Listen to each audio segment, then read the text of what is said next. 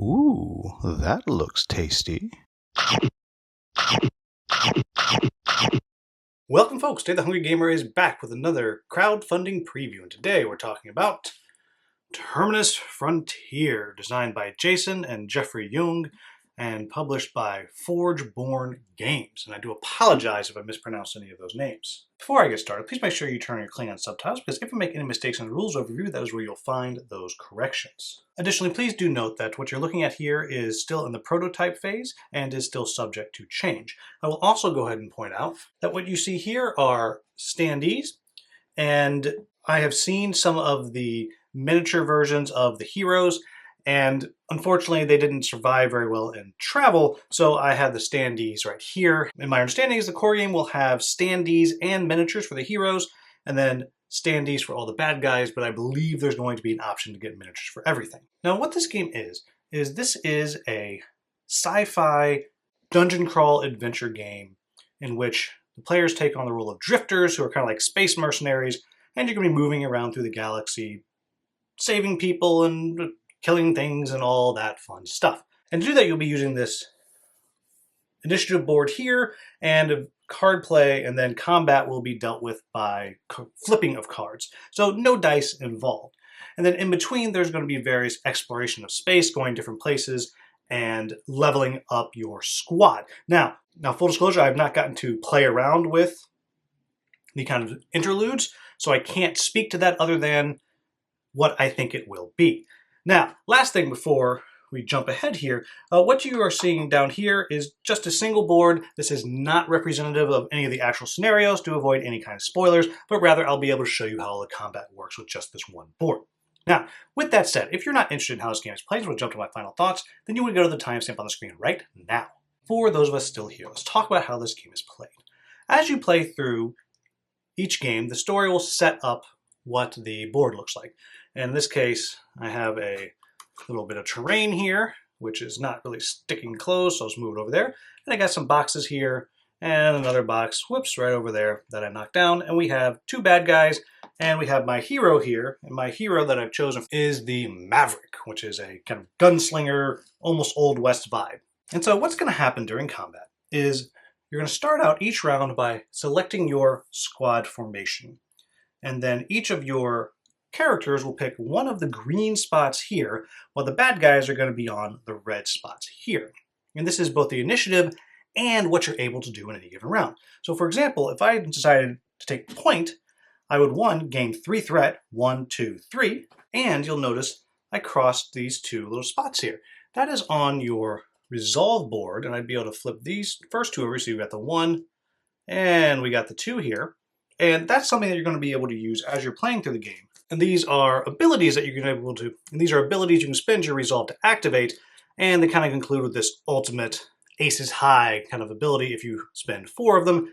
For any of you who are familiar with Too Many Bones, this is in some ways similar to the backup plan system. And the other thing that's going to happen here with the threat is that's going to determine who is the main target of the bad guys when they activate.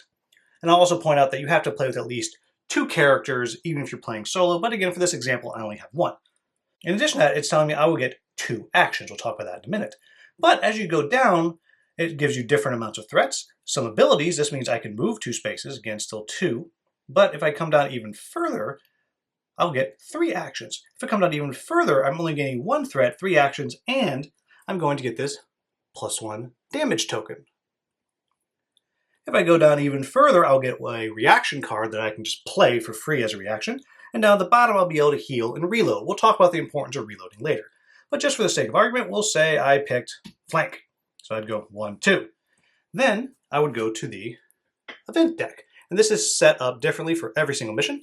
I flip it over and we see what we have. So what this is telling me is any black squads, which I have none on the board, would activate on 6. Yellows, which is all I have, activate on 8. And reds are going to activate on 10. And then it's telling me that the yellows are going to do a take cover action, and I'll show you what that means in just a moment. And as I said, it told me that they're going to activate on 8, which means I will be going before them. I will also point out, as I said, when I placed there, I got to move 2 spaces, and let's just say I started, right here. So I will go 1, 2. Then it would be time for me to act. So I have 2 actions that I can take. And so I go to my hand of cards here, and I would make a select. And so if we look at some of these, we see I can spend 0 points to do this one right here and just simply move. Or 0 points to do this ace is loaded. I could do a dual barrage and a lot of shooting if I were to use that one right there, but that would use all of my action points. Or perhaps I would play something like this, which is a stance is going to give me a bonus. In the case of the gunslinger, if I take a single shot with one of my 2 pistols, I can then take another shot with the other one. And so those are kind of a wide range of things you can do, but you're spending those action points to do it. There's also several basic actions you can do, which are move, have someone else move, reload, things like that. And to do that, you'll have to pick one of your cards still and just discard it. Now, this is important because when you eventually go through your entire deck, you get a suppression card that comes into your hand and clogs up your hand, and it might mean that you're going to miss your attacks more often, or you can simply spend one of your action points to get rid of it. So let's right now look at 2 of the options that I might choose to do. So we can see I'm here, I have a bad guy here and a bad guy over there. So maybe I choose this one right here, which is going to give me 1 threat, like so. That would let me flip over one of my tokens. And it's telling me that I can do a pulse or a burst shot. If we look at my guns here, you'll see I can do a pulse or a burst. And every one of your weapons tells you how much ammunition it has. In this case, this is going to have 6 ammunition, which I have right here, and it is shuffled up. And if I do a pulse, I'm simply going to take the top card, flip it over, and that's what I do. In this case, I would have done 1 damage. It's a direct hit, meaning it ignores any cover, and it ignores any armor. If I had done a different type of attack, it simply would have been 1 damage. Now, the other type of attack would be a burst, which would mean it would do 2 cards of damage. So since it's not a pulse, I would do 1 damage to the first one, 1 damage to the second one, and then the third one is simply discarded as a missed shot as you're taking a bunch of shots at once. Now you'll notice I pulled this right here. This is a dead card, which does nothing, but if I had a suppression, it would mean the entire attack would miss. And various weapons do various different things, but at the end of the day, you're going to wind up running out of ammunition, and you're going to have to do a reload. Reload is often an action, though there are various cards that might give you a free reload instead. And then you simply take a deck of ammo and reshuffle it. So I could have done a little bit of damage. I believe it was 3 damage right here. And so I look, I see that this is number 3, and I'd go down 1, 2, 3, like so. Or I might have done something like the other attack that I showed you, which would let me shoot twice. I could have shot this guy twice, or this guy once, and that guy once. I could have shot this guy once and the guy just over there once. It would be up to me. I will also point out that there are some melee weapons, and melee weapons, as far as their attacking go, operates with an ammo deck of how much you hit or if you miss. However, when you finish that up, you wind up with what's called an arm strain card because, well, your arm got tired with all that chopping you're doing, and you would shuffle, which is basically another miss indie. Once you draw it, then that's the end of it. And that's how the heroes are going to work. Now, the bad guys are going to have their own thing here. And if you remember, at the beginning of the round, we drew an AI card. That told us they're going on 8, but it also told me they're going to do a take cover. And so what take cover means, so I'm going to move this right here, is it means they're going to move with their movement, which in this case is 4, to take cover from whoever is highest on the threat track. So it would move right over here, and now it has cover from me, and then it would take a shot. What cover means is you take half damage rounded down. And if you recall, I drew a card that let me ignore cover, and then it's going to fire. It's going to do this red one here, which I look up here, means it's a shot. It's going to do 1 damage plus the draw of a yellow card at a range of 6. So I would come to this deck here, and I would draw it, and here I've learned that I've taken 2 damage to the chest, and my threat goes down by 2. Now we'll talk about how that works. So 2 damage to the chest would be 1, 2 right here. You'll notice there's these spots on the end. So if I were to say get hit in the head all the way down to 0, then I would have to draw what's called a minor trauma. Same with the legs or the hands. I would draw it, I would flip it over, and I keep drawing until I find one that applies to the head. So that doesn't apply to the head, so I would draw again. That applies to the foot. And then the third one, sent reeling, would apply to the head, and I would take whatever the effect is. Some of them are instant, some of them are ongoing. Now then, if I were hitting the head again, then that damage would carry over into the chest, and if I go all the way down to the bottom of the chest, then I would take a serious trauma and I might be bleeding out and then I'm basically knocked out, or it could be unbroken, you lose threat, and so on and so on, and of course you might also just get eliminated. And you're simply going to play through the game to accomplish your objective or not. However, often seeded into the AI decks, there will be things like this, an event, and you'll see that it is coming, and you'll know at the end of the round you're going to resolve this event, and you'll go to the storybook and it'll tell you what is going on. There's a whole bunch of other things I haven't really mentioned here. For example, though, there's those arm strain cards that I talked about. There are different types of attacks bad guys can do. They might do a heavy attack. I already showed you the light attack. There could be melee attacks, and all of them will have different potential effects as you are going through the game. And currently, in the core game, there are 3 different heroes that all play very differently with their own unique decks. But that is how this game works. So, what do I like about this game? The first thing is the initiative system is awesome. I really appreciate a game that has an initiative system that is variable and interesting because it affects how you play. And Wander the Cult of Barnacle Bay does this, and I can't think of any others off the top of my head. I'm sure there's probably 1 or 2, but I love that it has an effect. And what I mean by that is it's not just who's going first. It is, if you go early, you're more likely to be attacked and you get no benefits. If you go last, you're not going to be attacked. You're not going to be attacked later, but you're going last and you can heal a little bit and everything in between. That's great. That is fantastic. And I love that discussion you have around the table as you try to figure out who's going to do what and what's the benefit. If we do this, that's going to kind of start a domino effect of, well, that's going to make my threat go up and yours might go down, and maybe there's kind of an NPC out there that we have to make sure they're not getting attacked, so our threat has to stay higher than theirs. All of that works really, really well. This game is almost worth getting just for that.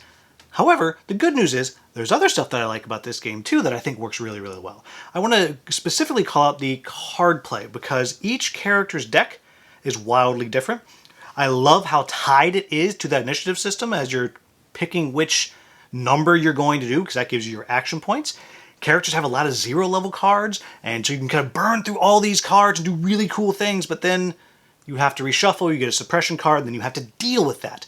And I really like that. All the abilities are really fun. Some of them are more situational than others, but in general, they're all going to be useful, and it's wonderful the way that works. But what really makes it work the most to me is the ammo system. I cannot tell you how awesome that is and how thematic that is. This idea, okay, you're going to take 1 shot, okay, 1 shot, 1 kill, whatever, you flip 1 card. Okay, I'm going to go bang, bang, bang. Well, you're probably not going to hit all those. If anyone who's ever actually fired a firearm, I'm not a gun enthusiast, but I have fired firearms. If you try to shoot more than 1 real quick, your aim is off. And that happens here. It's great. I didn't have one of the characters in my demo that I showed you that had a fully automatic weapon, but that you do more damage and you miss even more. It's awesome. Even down to it talks about the melee weapons, how it's like, oh gosh, I've been swinging my arm too much. Oof, oof. It's a little bit tired and I might miss next time. It's wonderful. It is clever. It is, as far as I know, unique, and it's unique in a way that is intensely thematic. So I love it. I already talked a little bit about the way the characters are all different. They all play really, really differently to the point to where you're almost trying to decide, oh, which 2 do I want to bring? I was playing a solo and then also with Manic Mark. He came down and we played as well, so we each played 1. So I've only played it with 2 characters. Running more than that, it was a little bit more than I was ready to handle right now. But I've seen them all played or played them all, and they're really different. So almost to the point where you're like, we should probably bring the sniper and the melee guy. Or, ooh, no, we might need to move people around. So you know what, let's bring this kind of, I think it's called the Vanguard, who's just a little bit of kind of catch-all, can do everything. He has a sword and a gun and all that. Just really, really cool. Love it. But even within those characters, they are so powerful at what it is that they do. I just briefly referenced it, but the Gunslinger the Maverick I should say, has that card that you can play to when you just take a single shot and then you can automatically take another shot with your other pistol, which means you're kind of conserving ammo. But at the same time, there's another one you can put out there that's simply going to let you have a free reshuffle every single round. Or another one that's going to let you do an aim every single time you activate the ability, meaning you can flip over the top of the ammo deck and take a look. Oh, I like that card, I'm going to keep it on top. Or no, I don't like that, put it on the bottom. Just awesome, awesome, awesome. The next thing I'm going to say is I really do appreciate there's different scenario types. In the prototype, there was kind of just an adventure, fight, go bust down a door, kill a thing. There's another, there's a stealth mission where you move around. There's a patrol card to kind of determine the way the bad guys are moving. You're trying not to get caught. And then there was a boss fight. And I want to single out the boss fight as well, because what they've done with at least the one boss I've seen is it's a big thing, and it actually has facings. And it's a little bit of a spoiler, but it tells you right away, the boss had huge armor, crazy armor, and you could have a little less armor if you hit it from the back, or if you could get those direct hits that I pointed out, the little crosshairs, suddenly you could just specifically hit the arm, or the head, or the other arm if you were on the right side of the monster. And by breaking the arm, it would open up the side of the chest or whatever, and now it had less armor. So really the plan was you had to break the head, break the arm, and then burn it down by shooting it from the back, because then it had no more armor. But on those tracks, and I didn't show you it, and I didn't show you the track, on the tracks of like the bad guy's arm, it had things that happen when you get to this spot. It's going to flip this over, it's going to do a reaction, it's going to do something. In our case, it would move somewhere else on the board and kind of mess up our plans. And at the same time, when you broke a spot, you got a little bit of a benefit as you went through. In this case, it was less armor. It's very, very clever. And though we won, it was a challenge and it was interesting and we got worried here and there. And I will also point out that the one boss fight that we did, it was 45 minutes. Done. I love that. The adventures I know often will kind of spread longer and that's good, but sometimes you do a boss fight and it's contained, you're doing one thing, it's interesting, but it drags on, and it did not drag on here, so I really like that as well. So what are my quibbles with the game? Well, the first one is, even though I know kind of what the in-between is going to be, I haven't seen it. So I don't know how satisfying it is going to be. Is it going to be something satisfying like mid-game levels in Oathsworn, which, well, it's not going to be because that's a ton of story, but you feel like you're doing something? Or is it just going to be kind of bookkeeping like in Infinity Defiance? At the end of the day, I don't know. Based on the rules I've read, it suggests that it has a little bit of exploration that you're doing, but I haven't seen it, so I can't talk about it other than to say, I like the idea. It sounds like it might be cool, but that's something I would definitely recommend that you check out in the campaign to find out exactly what it is, how it's going to work.